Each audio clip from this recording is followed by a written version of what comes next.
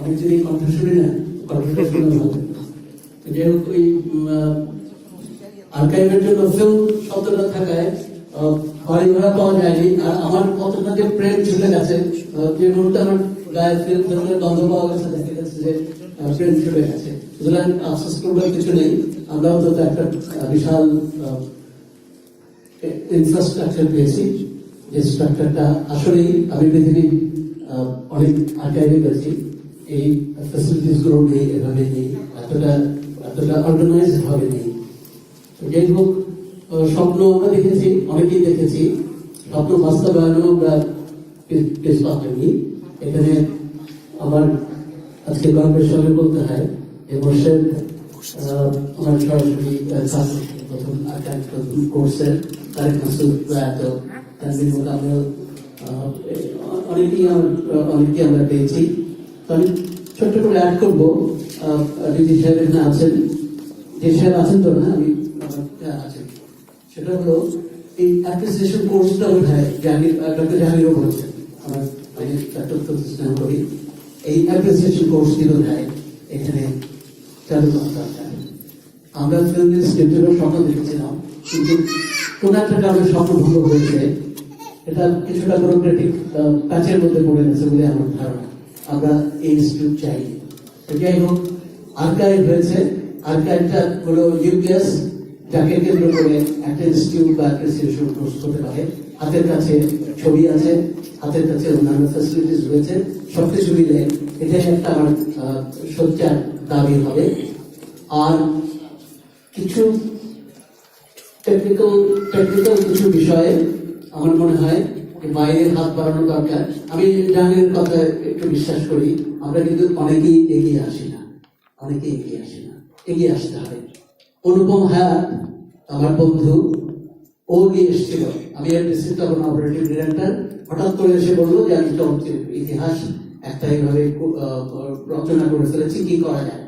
আমার ডিজির সাথে তখন কথা বললাম, এমনি নাজম, তাই না অনুভব, কথা বললাম, উনি লাভ দিয়ে উঠলেন, মানে হ্যাঁ আপনি পারেন, আপনি এটা করে থাকেন। এই কিন্তু একটা ভিত তৈরি হলো। আজকে কিন্তু চলচ্চিত্র ইতিহাস বলতে ওই একেবারে বেসিক যেটাকে, সেটা কিন্তু ওই অনুপম হায়াত। তো তার আজকে প্রবন্ধটা সংক্ষিপ্ত ভাবে হয়েছে। আমার মনে হয় সেমিনার সারাদিন ব্যাপী হওয়া দরকার, দুটো ভাগ করে মাঝখানে একটু ভালো খেতে জমিয়ে দিলে আবার পরের সেশনেও মানুষজন পাওয়া যাবে বলে আমি আশা করি।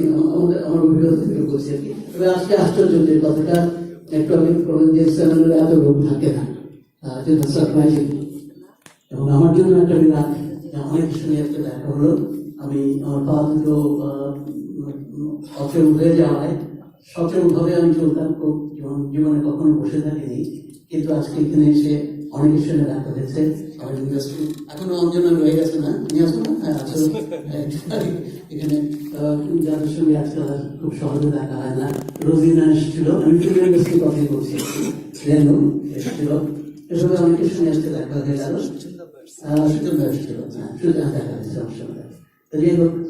এইভাবে আমার মনে হয়